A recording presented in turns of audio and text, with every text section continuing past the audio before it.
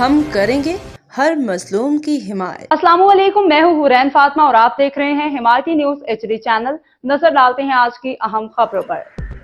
روزنامہ حمایتی نیوز کے لیے خبر رپورٹ اصغر خان فریدی۔ روزنامہ حمایتی نیوز کے کرائم رپورٹر اصغر خان آفریدی نے بتایا، انہوں نے فوری طور پر 15 پہ کال کی، جس پہ سندھ پولیس نے بروقت کارروائی کرتے ہوئے قبضہ گروپ کے افراد کو گرفتار کر لیا۔ بعدازاں گرفتار ملزمان کو چوکی لال آباد کے انچارج کے حوالے کر دیا گیا ہے۔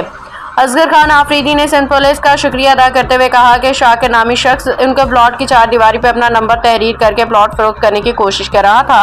انہوں نے کہا کہ پلاٹ انہوں نے اپنی محنت کمائی سے خریدا ہے اور اس کی قانونی کاغذات ان کے پاس موجود ہیں۔ انہوں نے SSP ملیر اور SHO تھانہ سکھن سے اپیل کی ہے کہ معاملے کا نوٹس لے کے ذمہ دار عناصر کے خلاف سخت کارروائی کی جائے۔ السلام علیکم محترم جناب SHO سکھن صاحب، یہ میں اصغر آفریدی، کرائم رپورٹر حمایت چینل نیوز۔ یہ میرا پلاٹ ہے آفریدی کوچ اڈے کے پیچھے، یہ میرا پلاٹ ہے، یہ میں نے خریدا ہے اور یہ دیواریں بھی میں نے کیا ہے۔ یہ جو نمبر ہے یہ کوئی شاکر نامی لڑکا ہے جو TTP کا سے تعلق رکھنے والا ہے اور قبضہ گروپ ہے۔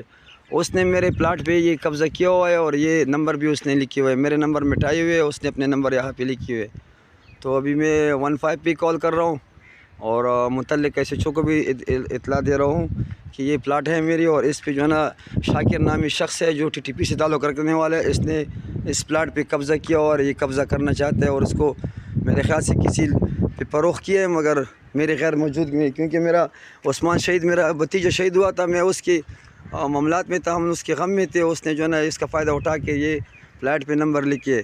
تو میرا آپ سب سے بلا افسران سے درخواست کی جاتی ہے کہ اس کے خلاف قانونی کارروائی کی جائے اور اس ظالم سے میرے پلاٹ کا قبضہ۔ میں 15 ٹیم کا شکریہ ادا کرتا ہوں اور جو گروپ میں ویڈیو چلی تھی میں نے 15 پہ کال کیا، 15 نے کوئک رسپانس دی کہ افسرانوں نے وہ بندی گرفتار کروائی اور لال آباد چوکی کے حوالے کر دیا۔ شکریہ 15، بہت شکریہ۔